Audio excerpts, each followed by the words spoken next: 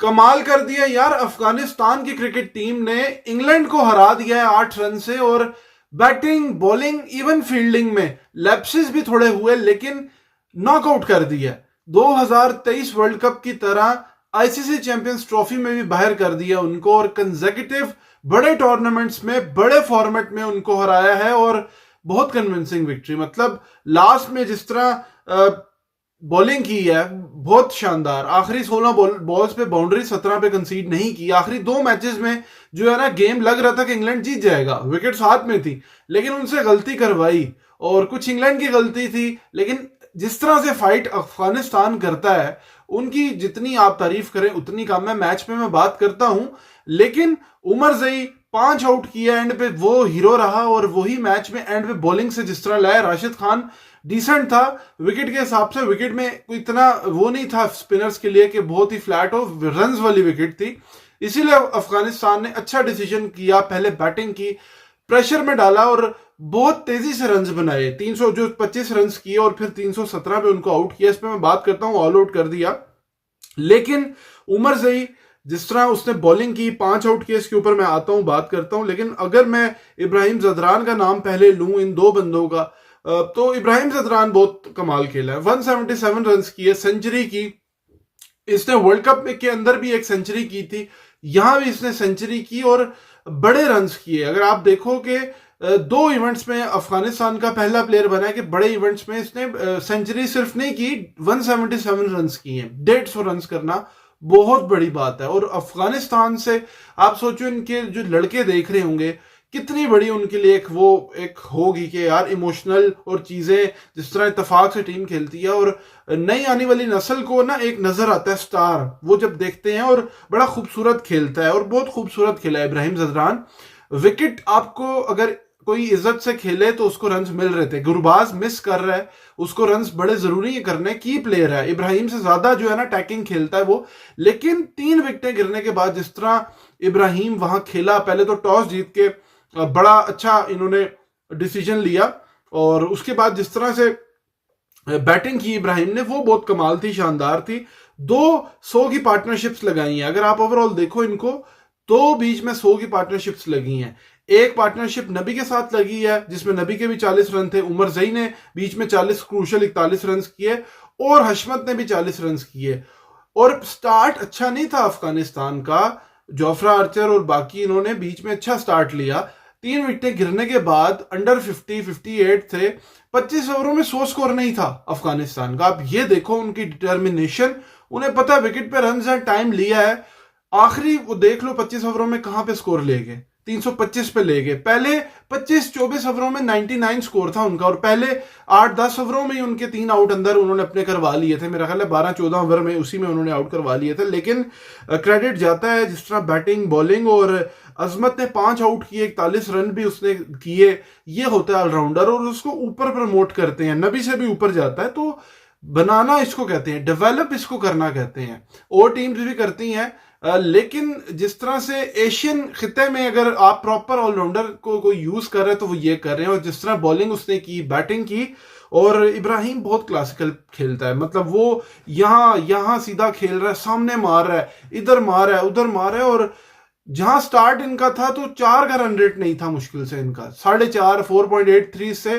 फिर एंड पे इन्होंने 11 पे आखिरी 10 ओवरों में कितना किया रन, आखिरी 20 ओवरों में बहुत रन किए, को 190 रन तो वहां इन्होंने किए। तो जितना आप इनको क्रेडिट दो, इनकी बैटिंग को 325 रन करना इतना आसान नहीं होता। 146 बॉलों पे 177 कर रहा है इब्राहिम जदरान। स्पेशल जो है ना बैटिंग उसने की है, 6 छक्के मारे हैं, 12 चौके मारे हैं, और मक्खन मलाई की तरह वो खेला है बंदा। और इंग्लैंड की बॉलिंग एक तरह की है, वन डायमेंशनल बॉलिंग है। एक उनके पास आदिल रशीद ही है, उसके अलावा ऑप्शन नहीं है कोई। वो रन रोकने पे भी जा रहे होते हैं, मार लगती है, एंड पे विकटें हाथ में रह जाती है। 3 आउट करने के बाद वुड के कुछ ओवर मिस हो गए 2, अब वो इंजर्ड हो रहा है, उसकी प्रॉब्लम अपने है। लेकिन पेस को अच्छा खेला अफगानिस्तान। आप ये देखो, ये पेसी है बॉलर्स, 140 45, वुड तो 150 पे जाता है। लेकिन जिस तरह से अवर्टन को मार लगी 72 रन, आदिल रशीद, जोए रूट ने ओवर करवाने पड़े हैं, लिविंगस्टन से करवाने पड़े हैं, आपके ओवर जो है ना वो पूरे हो नहीं पा रहे। अगर आप देखो ना इनका यूटिलाइजेशन, तो इनका प्रॉपर एक स्पिनर इनको चाहिए बीच में, और फास्ट बॉलिंग भी इनकी कोई जान शान लगाए। मतलब आप 3 आउट अगर उनके 37 पे कर लो, उसके बाद आप 324 और ऑल आउट भी ना हो, तो मतलब टू मच। एंड में बहुत मार खाई इन्होंने, और इनकी बॉलिंग जो है ना, इनको टूर्नामेंट आप कितने देखो रन इनको करवा के देती है, और इनके पास चांस था, इन्होंने उसको किया नहीं। और अगर मैं अफगानिस्तान की बॉलिंग की बात करूं, इंग्लैंड की बैटिंग की बात करूं, तो इंग्लैंड प्रेशर में नजर आया जब गेम एंड हुई। इमोशनल उनके लिए भी सीन्स थे ऑब्वियसली, बटलर और चीजें, क्योंकि वो मैच जीत सकते थे। और मुझे लग रहा था शायद एंड मोमेंट पे कहीं ना कहीं अफगानिस्तान, मुझे पहले भी मैंने बात की थी लाइव स्ट्रीम में कि अफगानिस्तान जो है वो ऐसी टीम है कि साउथ अफ्रीका और इनको हरा सकती है, क्योंकि उनका कॉन्फिडेंस बहुत हाई है।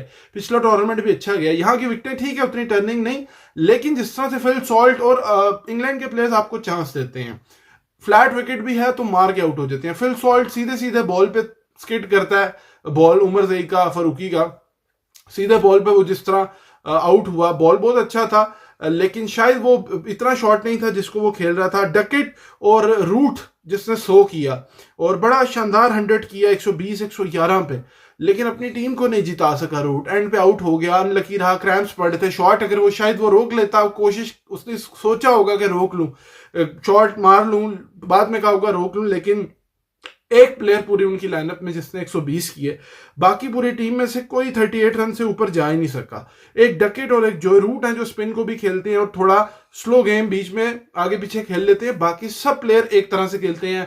हैरी ब्रूक्स मार के आउट हुआ 25 पे, 21 बॉलों पे सेट था, 25 रन उसकी ओर चाहिए थे, मैच ये जीत जाते।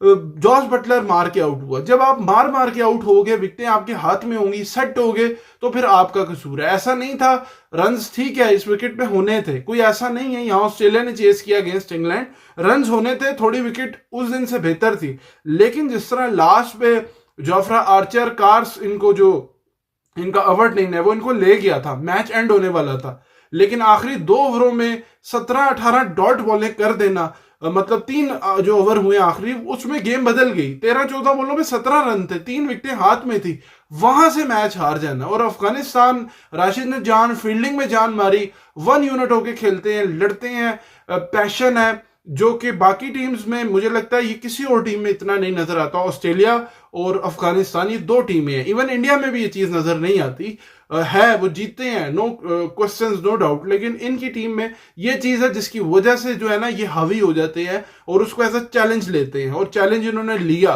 और जिस तरह से जीते हैं वो बहुत शानदार है। और उनकी होप आगे के लिए बढ़ चुकी है, बिल्कुल बढ़ चुकी है। इनकी बॉलिंग की मैं बात करूं, उमर जई की 5 आउट उसने किए हैं, राशिद ठीक है डिसेंट रहा, लेकिन इनके ओवरऑल नबी को ले लो, 40 साल की उम्र में रन्स भी कर रहा है, बॉलिंग से देखो गुलबदीन किस तरह कर रहा है, हर कोई अपना रोल उसमें पूरा निभा रहा है। और अगर इनके चांसेस की बात करें तो अभी तक इनका चांस इन है बिल्कुल, क्योंकि साउथ अफ्रीका मोस्ट लाइकली है कि वो क्वालिफाई करेगा। अगर अफगानिस्तान ऑस्ट्रेलिया को हराता है तो अफगानिस्तान आगे चला जाएगा 4 पॉइंट्स के साथ, क्योंकि साउथ अफ्रीका और ऑस्ट्रेलिया के मैच में बारिश हो गई थी, 3-3 पॉइंट्स है, तो वो क्लैरिटी जो है ना अभी तीनों टीमों का चांस बन गया है यहां से। अगर ऑस्ट्रेलिया जीत जाता है अफगानिस्तान से तो वो थ्रू कर जाएंगे 5 पॉइंट से, लेकिन अगर हारते हैं तो अफगानिस्तान चला जाएगा 4 पॉइंट से, ऑस्ट्रेलिया के 3 रह जाएंगे। और अगर साउथ अफ्रीका इंग्लैंड से हार भी जाता है और इनका रिजल्ट कुछ ऐसा बनता है कि ऑस्ट्रेलिया जीत जाता है, तो फिर साउथ अफ्रीका भी चला जाएगा हार के भी इवन इंग्लैंड से, लेकिन लगता नहीं है। अफगानिस्तान के पास चांस है अभी, लेकिन ऑस्ट्रेलिया की टीम अगर पहले बैटिंग करती है, अगर अफगानिस्तान चेस करता है समथिंग 300 प्लस कर सकता है, लेकिन मुझे लगता है इनको फिर पहले जो है ना बैटिंग करनी चाहिए और दूसरी टीम जो है ना वो चेस करे तो इनके लिए बेहतर ज्यादा रहता है। आपकी क्या राय है? जितने लोग भी देखेंगे लाइव स्ट्रीम जरूर ज्वाइन करें। Thank you very much. Allah Hafiz.